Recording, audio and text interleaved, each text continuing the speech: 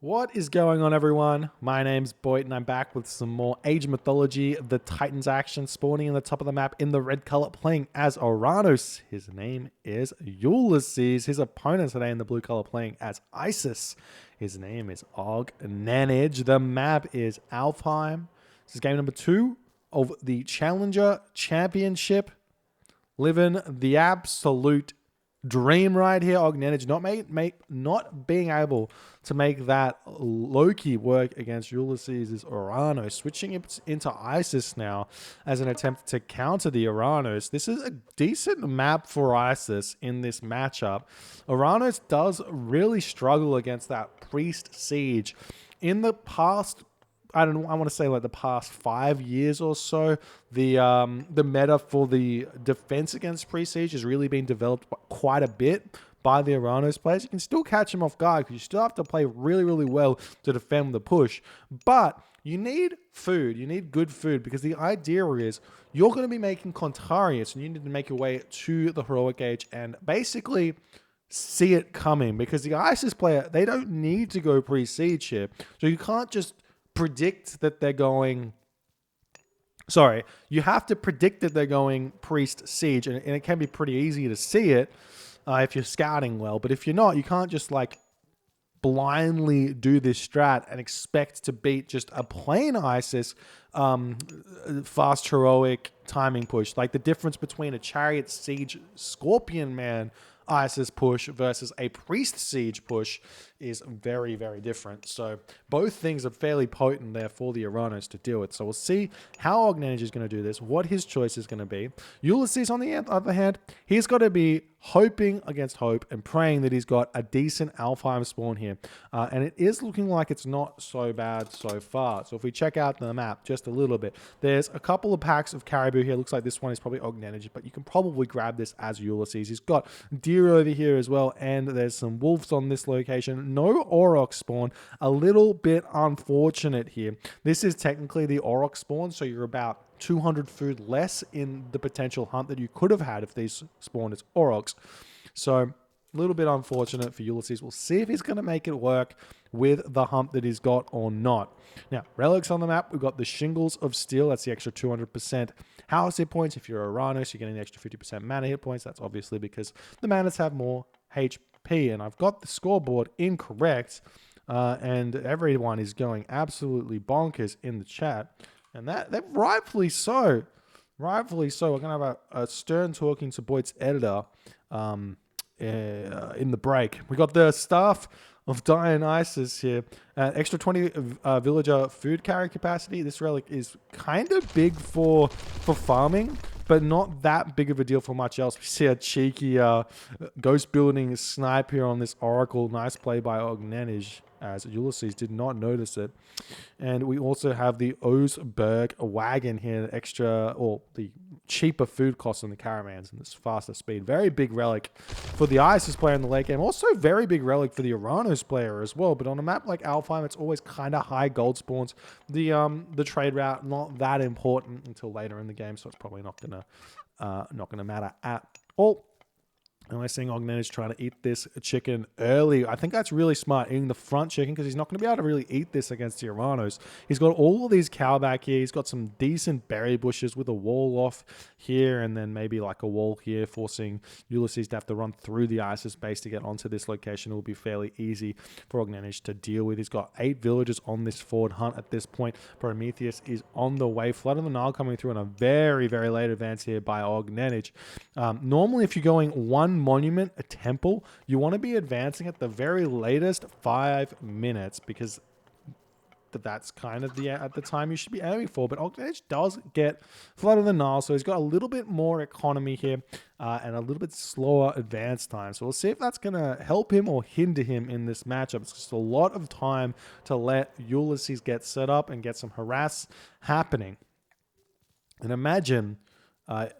also, the other problem, obviously, is that not having the Priest Pharaoh upgrade by being in the classical age is a big deal in the early stages. But we do see Bast is incoming, so no surprises there. Anubis rarely seen in this matchup, though I do think it's a decent choice. It's just you need high hunt for it to really work. And that's because you need to get multiple monuments out, abuse Necropolis a little bit, and deal with it that way. We see Ulysees moving forward, throwing a mana down, going to grab this hunt away from OGNENNYJ. I love that play from Ulysees.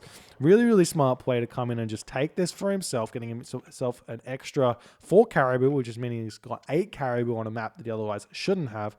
And he'll be able to move on and feel very, very happy with himself. So Bast on the way. Hand axe coming through for Ulysees. No real surprises here in the military buildings. We've got counter barracks and military barracks, though. I don't hate the double counter barracks in this matchup to start with. And then as you suss it out, you can just go, well, I'm going straight to the heroic age, and then you throw down a bunch of military barracks and make all the Contarius, or you do whatever you need to do. Double town center. 1 town center, who knows? But we'll see. Walls are coming up for OGNENNYJ everywhere.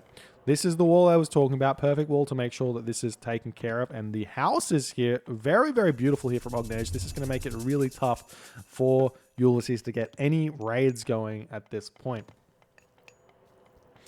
So now we see the Pharaoh moving away here. Maybe going to dump that relic in. We'll see what he wants to do. Yep, there he goes. And he's probably just going to jump onto the gold situation here in order to get more of that. Or onto the forward granary. Doesn't really matter.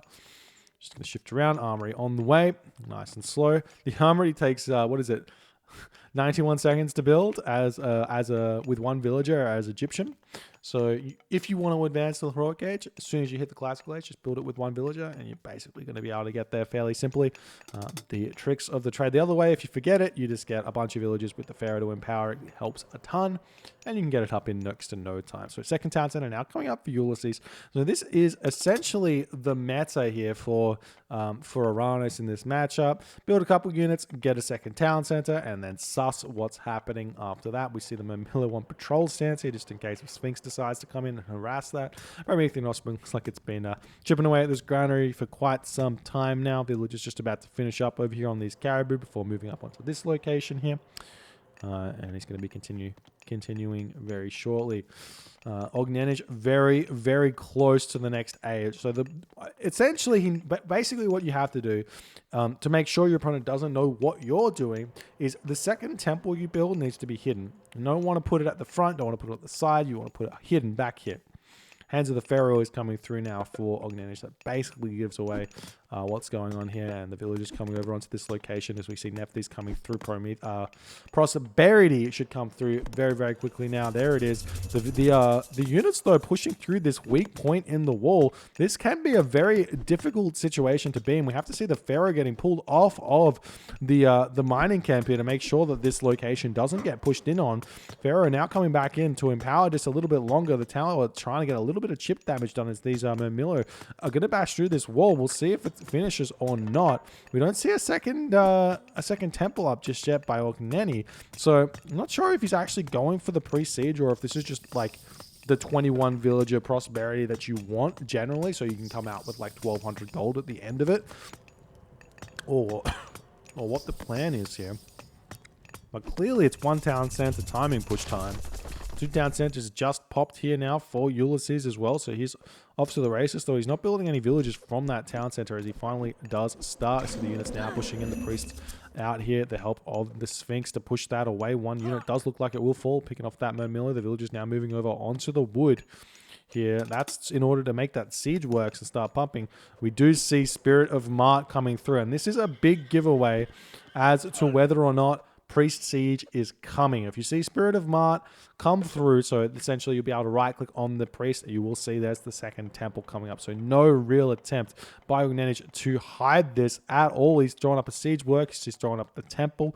The unit's going to be keeping on checking in on this location. If we come over and we check out Ulysees' line of sight here, he sees the siege works coming up at this point. He sees the second temple, so it is without a doubt Ulysees knows exactly what's happening. The armory comes up here as well. Villager is coming out of the town center, and the siege works looks like it's going to get denied here, which is really, really big right now. We've got OGNENNYJ with 500 wood in the back. You would love to be putting that into siege towers, but it's not going to happen. The temples are both up. Spirit of Mart is finished here, but not going to be pumping those priests out just yet. A little bit surprised to see that at this point, as Ulysees is just trying to get as active as he possibly can with these Oranos units.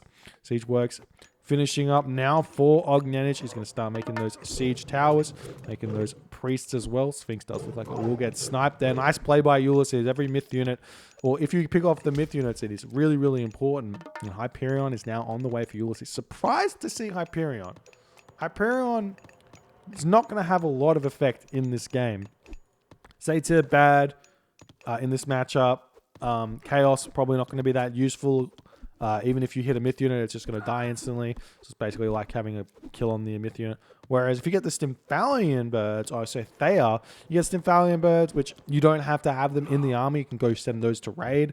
You get Poseidon's Secret on the Contarius, which you are inevitably going to be building.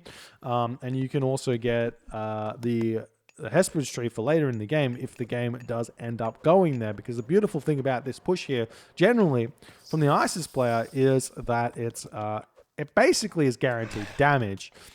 So it does not necessarily mean you're going to win the game, but it should net yourself at least the next portion of the game. And then that's up to the ISIS player to then realize, okay, I've done the damage. What do I do next? How do I continue in this game?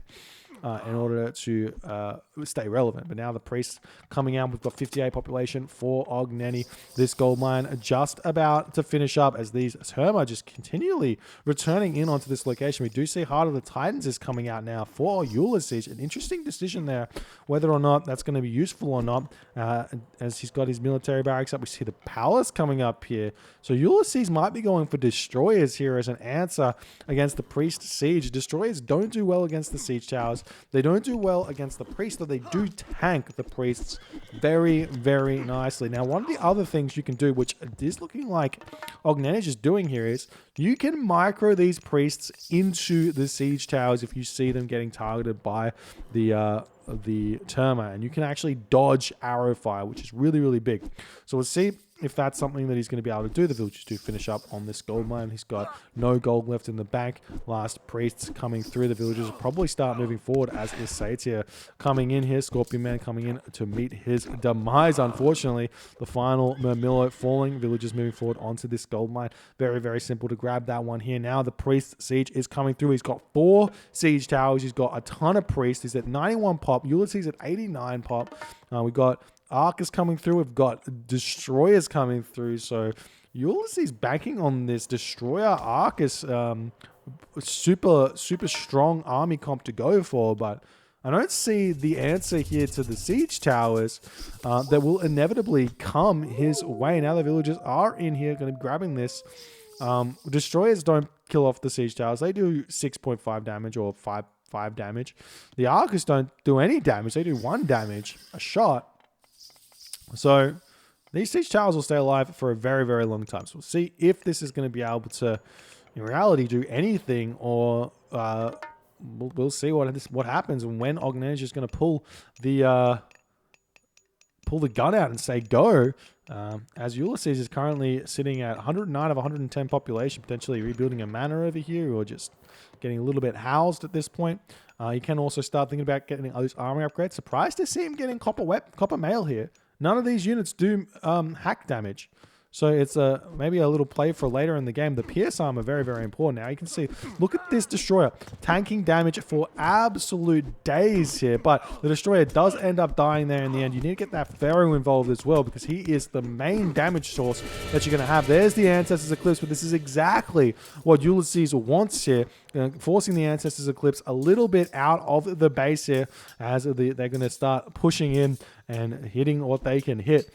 Now we'll see if this is going to be able to clean through Ulysees' base or not. Ulysees just going to return back here, can garrison into the palace if he so chooses. And the priest, Pharaoh, everything in this location. He needs to think about throwing down the walls, getting a Migdol stronghold here, because this is something that the Terma basically want to go and hit at this point. And we see the military barracks going down. Still no Contarius coming out. Those ancestors here. Beautiful choke point by Ulysees. Really, really nice play there. We're seeing the destroyers come in on the back. But you can see that their HP, while it doesn't go down very fast, it does go down. You can get those those minions, I should say, to come in and hit this one. We're seeing the villagers getting pulled off now, going to jump in. We'll be able to take down the siege towers very, very fast. You have to micro that one instantly, and And the wind down animation there from that siege tower does cause it to fall now. OGNENNYJ still pumping those priests, still pushing in. He's got 2 siege towers back here. We're seeing the palace under fire right now. The villagers coming in to hit this location here. The destroyer is getting taken down. The priests in the back are getting sniped by those archers there, as the priests here starting to deal with these citizens ever so slowly. They do have a fairly beefy amount of pierce armor themselves with 34% pierce armor, and these priests really don't do any damage, but they will eventually pick them off. Now we see 106 of 118 population. The unit's still streaming in for OGNENNYJ, but I don't see the real answer here. We're starting to see catapulties coming through. They're going to be able to pick off the siege towers very, very quickly, but they do only have 18% pierce armor here. Normally 15% with the shields. They do help out quite a bit, and OGNENNYJ is getting pushed back. He's still not transitioning into anything else, so he is going all in on this strat, and Ulysees does hold this as OGNENNYJ decides that this is just not it, and he decides to tap out there. Really, really nice play from OGNENNYJ. From Ulysees, sorry. Really nice play in order to defend against the priest siege push here. The Arcus in the back, the Murmillo, the destroyers, the villagers coming in to help out as well. If OGNENNYJ had held off on casting the Ancestors Eclipse until he was in the base, then he can take the town center down. Then he can keep pushing, and then he can win this game a little bit easier or have a better time. The other thing is, you got to throw that Migdol up and start making some units, or throw up a barracks or something and start making some of those axemen. There's no reason to not build any axemen here. You can see that these units here, especially the destroyers, completely countered what was going on. And unfortunately, OGNENNYJ never made that assessment of what Ulysees was doing. All the food is going in onto the destroyers, so no Clontaria is going to be coming out. So you don't have to worry about that. Just make some axemen. They're going to do fantastic. You have to watch the Arcus, but you can always pull those axemen back if the Arcus do target them, or just garrison them into the siege towers. You should be able to clean up those destroyers fairly quickly, and then you should be able to push in here. Nice try by OGNENNYJ. Doesn't manage to make it happen. Ulysees winning game number 2 as well. If you guys enjoyed this game, please consider hitting the follow on the Twitch. If you're on the YouTubes, hit that subscribe button, and I'll see you guys in the next game.